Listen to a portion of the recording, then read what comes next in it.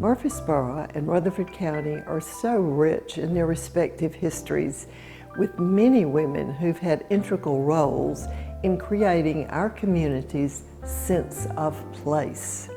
The Rutherford Arts Alliance is proud to partner with Murfreesboro City TV to showcase a number of these women as a part of our Leading Ladies of Rutherford County History project. From murals to our community-involved play, A Party of 12 by Mary Donay Johnson, we're proud to honor these diverse women of our past who inspire us as we give them a voice in today's world. Let's find out more about one of these leading ladies.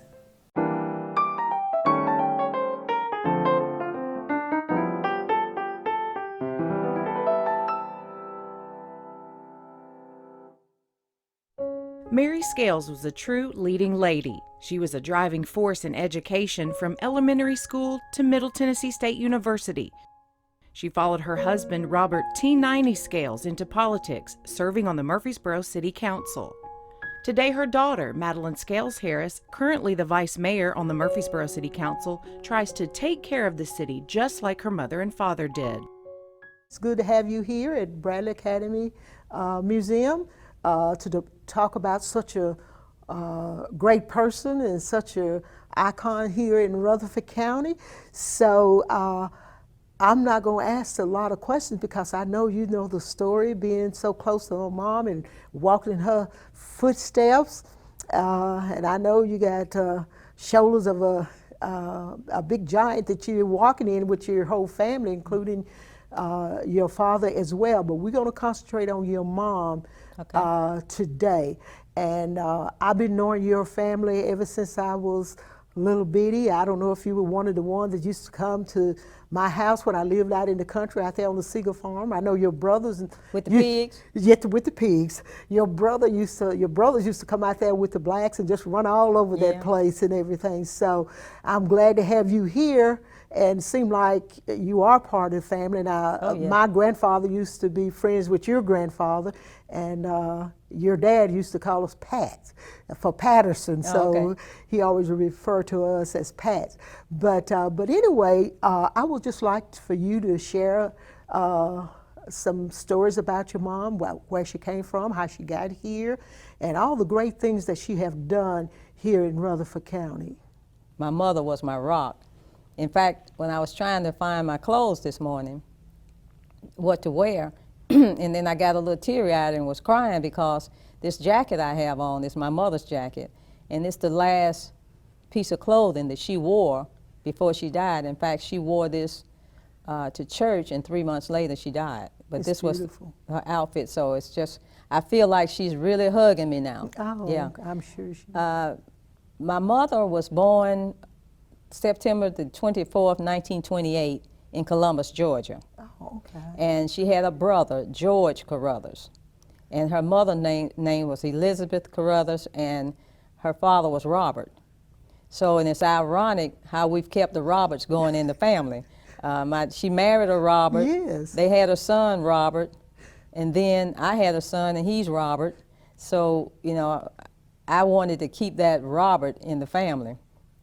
Mama went to elementary school, and as a little girl, my grandmother used to tell me that Mama always had a love for education. Okay. She said as a little girl, she was just amazed how Mama would be content at home just reading books while her friends were out playing and whatnot. And when they would come in, they stopped coming over to the house because Mama would have the living room set up like a classroom. So she would have the kitchen chairs and everything in the living room, and they had to sit, and she taught them every time they came. So she lost her friends that way, but she just was content, Mama said, at home just reading, and she was always asking questions.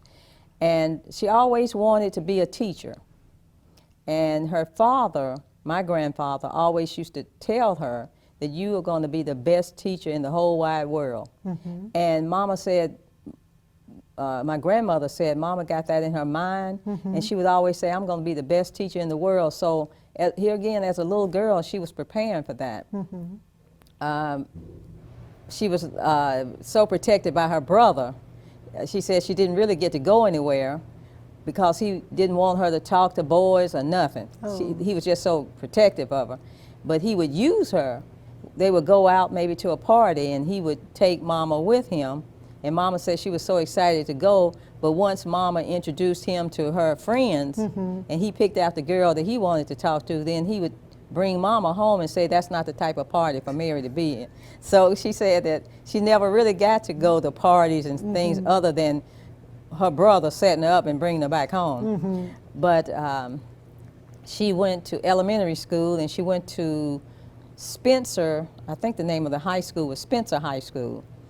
And well, first of all, her mother was a factory worker. Okay. And my grandfather, her father, she would tell me how he would get dressed, put on a suit and tie every morning, and go to work, and they'd put him in a closet to work. And he was an accountant, and he was very smart in numbers, very smart. But he would come home and saying how they mistreated him. And Mama would tell me as a little girl that bothered her. And she was determined not to let that happen to her. And so her high school senior year, Mama was the smartest one. She was the valedictorian of the class. But they would not give her that honor because back then she said a girl could not be smarter than the boy, and a girl, it was a rule, a girl could not hold that honor. Wow. So she said that even made her more determined to be the best. And so how she met my dad, Mama went to Knoxville College. And she said their recreation was, you know, just looking out the window, because, you know, hardly anybody had cars or anything, and just watching the cars go by. And so she said she'll never forget one day, her dorm window was way up high, and said she was just sitting there like everybody else, looking out the window, hollering at people and everything. And Mama said all of a sudden this car drives up, and this country guy said his hair was all slicked back, and said he was blowing his horn, and she said he jumped out the car and pointed up there and said, "Hey, you up there, I'm gonna marry you." And all the girls were hollering, "Me, me, me." And Mama said, I didn't react at all because I knew I wasn't gonna marry no country looking boy like that. And so, and he kept on saying, you. And then he said, "Up there with the pink sweater." And Mama said, "Me?" He said, "Yeah, I'm gonna marry you." And Mama said, "Not on your life." So she said she turned around and told Aunt Wilma, said, "Wilma, come here and look at this country guy up here hollering, he's gonna marry me and he's never seen me." She said, "He's the most country looking man I've ever seen." And Aunt Wilma came to the window and said, "Mary, that's my brother, T90. And so she said that's how they met. And she said that he was so country. She said she went out with him a couple of times, and she said the one, she said one day she'll never forget. He said, "We're gonna go somewhere really nice, really nice. I want you to dress up, look nice." Her mama, grandmother bought her a dress, you know, and she got in the car, and he was so excited and stopped at this little rundown little house like. And it was like a gas station like little place, you know, and he went in, and Mama said, "Why is he stopping here?" And he came out with the most greasy paper bag you ever want to see. And he came in and put that bag right on her dress. Oh, no. And she said, "What are you doing?" And he reached over and took it was a pie, chest pie, took it out of the bag with his hand, dipped the pie out of the pan and broke it. He said, "Here, Mary, here, eat this, eat this." And Mama started screaming. She said, "What are you doing?" And her dress was all greasy, Goodness. but he was a big sweet eater. And she said, she called grandmother and said, "Mother, I have met the most country guy in the world." She said, "But it's something about him because when we talk, we have a lot in common, you know, our goals in life." She said, "But there's no way." She said, "He is just a country bumpkin." So one night, Mama was in Chicago, and about midnight, the doorbell rang, and grandmother got up and went to the door, and there was my daddy at the door with his brother-in-law, who kind of had a drinking problem. He was kind of leaning on Daddy. And grandmother said, "Can I help you? Does Mary Carruthers live here?" And she said, "Yes." "Auntie Night, I came to see you." And grandmother said, "Come in," because she recognized the name. Said, "Come in," and he came in. Of course, his brother-in-law stumbled in. Mama said they sat down, and she said grandmother came and woke up and said, look, that country boy you've been talking about, he's here. Mama said, what? Said he's here with his brother-in-law, and I want them out of this house in 15 minutes. So she said, get up and get them out of here. And Mama went and she said, T90, what are you doing here? I told you I liked you, Mary. I just was thinking about you, and I just came to see you. And she said, how many miles did you drive? He said, 500. 500. And she said, hold on a second, let me get some clothes on. And grandmother said, okay, Mary, get your clothes on, 15 minutes. And she said when she got back in there, grandmother was laughing so hard, tears were coming down her face. And Mama said, Mother, she said, Mary, this is the nicest man. He is so nice, Mama. He won grandmother over in less than 15 minutes. Wow. And Mama said, I'm sorry, but you all are going to have to leave. And grandmother said, leave? She said, Mary, they drove 500 miles. You all are staying here. I'll fix the couch and stuff for you all. No, you need some sleep. And so he won grandmother over. Wow. So they married, and the deal was 3 kids, just 3 kids. Mm-hmm. And they both agreed. And so Mama said when he kissed her, he said to her, 3 girls and 3 boys, and kissed her. And Mama said, huh? So anyway, they did have all of us, and I'm number 3 out of the group. I'm surrounded by boys. Okay. 2 brothers, me and another brother, then 2 years, and then 2 sisters. For Mary Scales, getting a better education wasn't easy, between juggling a growing family to having to travel to school outside of the city. In growing up, I remember she applied to MTSU for school, mm-hmm. and they denied her for the color of her skin. Mm-hmm. So she went to Tennessee State, caught the Greyhound bus every morning, going back and forth.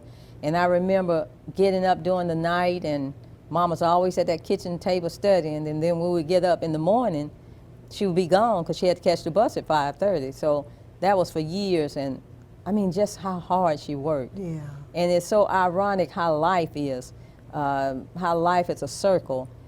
Then years later, MTSU contacted her to come out there and work at MTSU. Wow. And Mama said, wow, see, I couldn't be educated there, but I can work here. Mm-hmm. And but she went, and she was telling me how things were at first. She said her first meeting she remembered going to, and of course she was the only black lady in there. She was black, and said this guy walked in, and he said, how did you get here? She said, just walked in and came up to her, how did you get here? Mm-hmm. And Mama said, oh, in my car, would you like a ride? I mean, Mama just had that way of. So what year did she start at the MTSU? Ooh. The reason why I asked, because I started in '66, and there was just very few people there. I was just wondering if she was there before then, or. 66, let's see, I was born in 52. I don't know if it was then. I would have been 14. I just don't know. Okay. I was just wondering, because I being out there, I don't remember any African-American teachers out there, except maybe one that was a man, but I never took any classes with him. Well, it had to be before that, because she was the first. Okay. Mm-hmm. Yeah. So she was probably there when I was there. Yeah. She was in education, what part? Yeah. So she was probably. Yeah, she was an educator. I mean, with us, Mama doesn't let us. She doesn't like you to use the words "I don't care" or "hate." Those two, you just don't use them. But she was a teacher when I was in elementary school, and man, she was a teacher. That math teacher. She would. You turn in your homework. If you hand it to her, if the paper is folded, she'd throw it away right there in the garbage. What's wrong with that? Oh, no, you don't get them in the folded homework. Right. Then you give her your paper, and if she sees an erasure, mark on it. What's this? Oh, no. She was just that petite, perfect, like that. Were you talking about her being at home when you all would do your work? Was she ever your teacher in the classroom? Short time. For a short time. I got out of her class. Was it Bradley? Is that the school that she taught at before going to MTSU? Did she teach anywhere else? She taught at Bellwood. Oh, okay. And Bradley. Okay. Yeah. But she was I don't care what grade I got, she would always take 5 points off. And she would, in class, you know, she asked a question or you don't understand something, I raised my hand, I said, Mama, 5 points, you know. And so I never could get Mama at home and Miss Scales in the classroom. Right. And she was so, I mean, she was so, I don't know if I want to say perfect, but Wanted to be perfect. her children, you know, you can do better than that. Mama, what's 100? That's perfect score. I want you to learn this because you're too young now, but I want you to always remember, for us, people of color, back then it was Negroes, 100, it's not 100. You always have to go at least 110, 120 to be even recognized. T90 and Mary Scales' compassion for their community was widely known. Mary Scales showed that compassion while teaching and sought to make sure each child had an equal opportunity to experience education, even when it came to being fed. In Bradley, you had different color tickets. And you know, over 90% of us had free lunch in Bradley. But certain tickets that were the free lunch kids and others, Mama didn't play that in her class. She'd go there and she said, I have 26 kids. And they said, Miss Scales, give us the number of free lunch. Mama said 26 kids, and that's who's gonna eat. And even field trips, the kids that couldn't afford to go, everybody in Miss Scales' class went on the field trip. So they were always given. While teaching academics was important, Scales Harris mentions her mother wanted her students to take home an even greater lesson beyond the books. People like my mother, yes, that academic was very important, but she taught life. You know, she taught life lessons and what she went through. And I saw how she carried herself. And you know, today, you know, just like you mentioned at the beginning of this talk, you said, you know, you on the shoulders of your parents. Well, I learned through the years, without my mother and my father, that I don't stand on their shoulders. I sit on their shoulders. Because when I found when I found myself standing on their shoulders, I wavered too much. I needed that security. Yeah, So I learned to sit on their shoulders, where I could be stable and where I could try to remember things they told me. Like they would say things, and even today, I'm like, wow, you know. And I never forget when I was the Lord had me to run. 22 years later, nobody in our family on the council. And the Lord just touched me. And Villar Anderson kept worrying me to death. I would dodge him, you ought to run for city council. But anyway, I prayed about it and I said, Lord, just make it clear. He made it clear as water. So I went home and I told Mom, I said, Mama, I think I'm gonna run for city council. And she said, great. I was expecting, you know, well, you maybe need to wait. And I said, what do you mean, Mama? It's 3 people running, it's 3 positions, and they are all incumbents. That means I have to beat someone on the council. She said, you could do it. I said, how am I gonna do it? She said, run every day like you 200 votes behind, and you'll make it. So she made it, I made it through that first one, but getting ready to go in my second one, she told me one night, she said, you know what? She said, I'm not gonna see you run anymore. I'm like, what? She said, no. She said, I won't. I said, well, Mama, I started crying. I said, I can't make it without you. She was my everything. I mean, I went to her with problems. I went to her with concerns of what was going on. And she always, in telling me about things, tried to calm me down. Because I was she said, you are more like your daddy than you are like me. Mama was kind of mild-tempered. And Daddy could go up pretty high. But she said, you can make it. I said, Mom, there's no way I can make it without you. She said, trust me, you'll feel my presence for the rest of your life. And I do. And when I first won on the council, I told them, I said, I would like to sit in the same chair my mother sat in, the same position on the council. And when I put my hand on that doorknob, That's the same knob my mother touched. And sometimes when I go into council meeting, I'm really bogged down with a lot of issues. When I touch that door, sometimes it's like electricity shoots through my, you know, it's like, and it's like Mama say, okay, come on. And then sometimes I get kind of upset, and I can hear her voice like, calm down, calm down. Mary Scales carried herself with strength and dignity her entire life. She had endured so much, a struggle to get an education, the racism her husband and family faced during his initial run as a city council member, and the eventual passing of T90 and several of her children. Her biggest battle was yet to come after she was diagnosed with cancer. One day, my mother was walking down the hall, had a box in her hand, and her arm right here just broke. You know, just broke. And long story short, they rushed her to the hospital, were able to get her rings off. And when the surgeon came out, that time we had all gotten there, and he said, she's going to be okay, but I sent part of the break off for a biopsy. And a biopsy, I got to thinking, a biopsy. He said, and when we get the results, you know, I'll get back with you all. So he left out the room, so I followed him down the hall. I said, excuse me, sir, I'm her oldest daughter. I said, why did you send something off? He said, well, I'm just going to see. And I said, well, how long have you been practicing? I think he told me 19 years or more. And I said, well, you have an idea of why you sent that off. He said, all I want to know is it cancer? He said, I don't know. I said, sir, what do you think? You've seen cancer before. And he said, it looks like it to me. Wow. Well, long story short, we did get the results, and Mama had multiple myeloma cancer, which is a bone cancer. Oh, okay. And he said it was already in her head, in her back, of course in her arm, and in her knee. It had already spread there.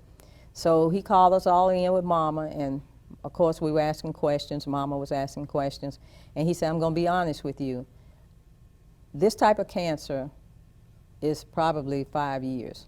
He said, 85% of my patients I lost within 3 years. And he said the other 15, no one lived over 5 years. And Mama said, you are going to be my earthly doctor, but my doctor up there will have the final say-so. So she was a patient now.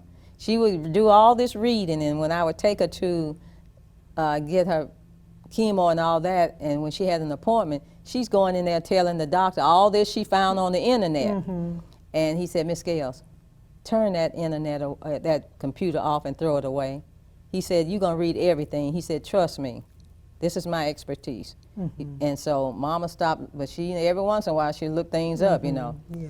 But she was a Trojan. She was a Trojan. Mama lived, I think, almost 15 years. Afterward? Wow. Yeah. And it was just amazing. She was taking chemo in the morning sometimes and radiation in the afternoon. She would walk in chemo, walk out, walk in radiation, but when she got the radiation, we always had to wheel her out. And she was just a Trojan. And she was a fighter. Yeah, the pain she went through toward the end, but she never complained. She was always a lady. I remember she had, during this time, her hip messed up, so she had to have a hip replacement. And so the doctor said, now, Ms. Scales, you're going to have to go to therapy, and you're going to have to wear these pants because of the therapy, you know. And she said, oh, no, no, no. Oh, no, I'm not wearing any pants.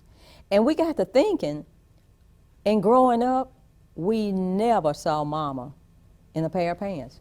She was always a dress or something. I mean, she, even in the house with 6 children raising us, she was always dressed up like, to me, I mean, skirt, I mean, she was, we just couldn't believe it.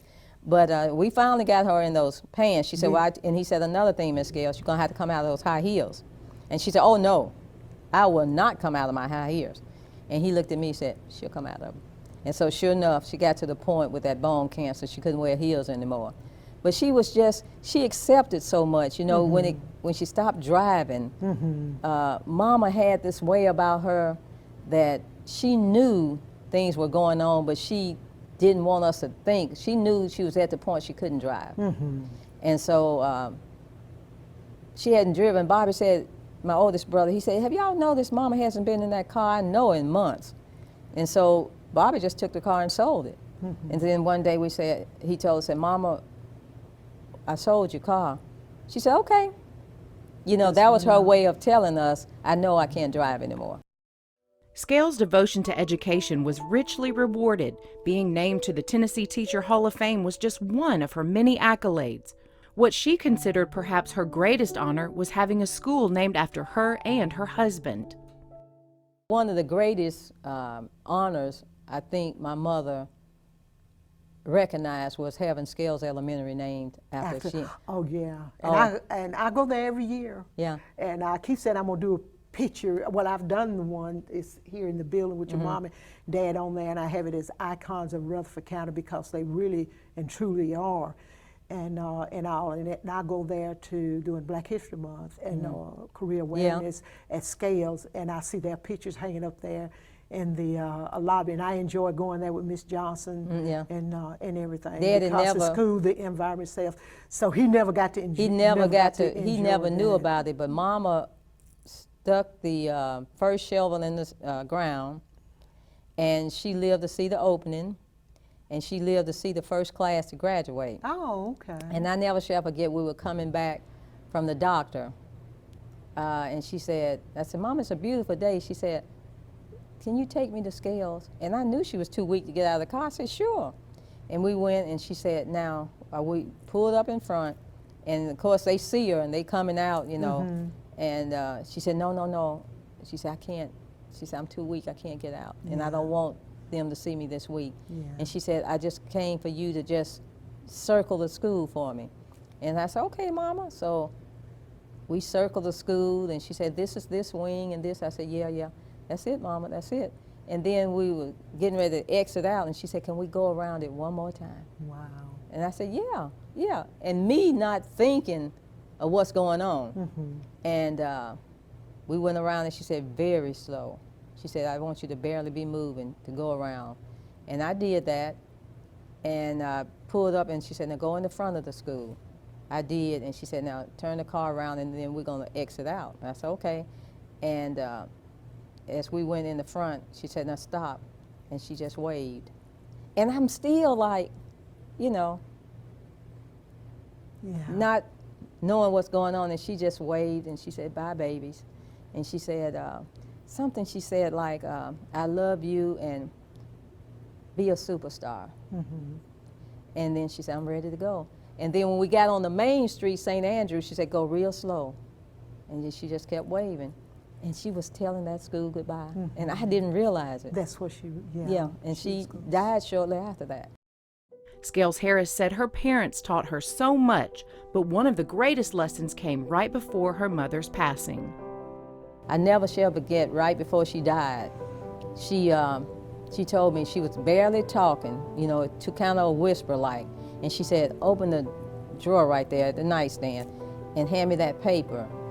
And I saw, she said it has a highlight on it, and I handed it to her, and it was the name of the poem was Don't Quit by last name Guess, I think Edgar Guess. And she had highlighted 3 lines on there, rest if you must, but don't you quit. And she had signed it. And she said, don't ever forget this. She said, I'm leaving here now, but don't forget this. Don't ever quit. She said, you are better than that. She said, it's gonna be rough. She said, it's gonna be real rough. She said, but don't quit. For more information about our project, Leading Ladies of Rutherford County History, visit our website, leadingladiesrutherford.com. Or if you have a story of someone from the past who inspired you, you can share it on our website. For more information about the Rutherford Arts Alliance and what we're doing to promote arts, culture, and heritage, visit rutherfordartsalliance.org. And thank you for watching.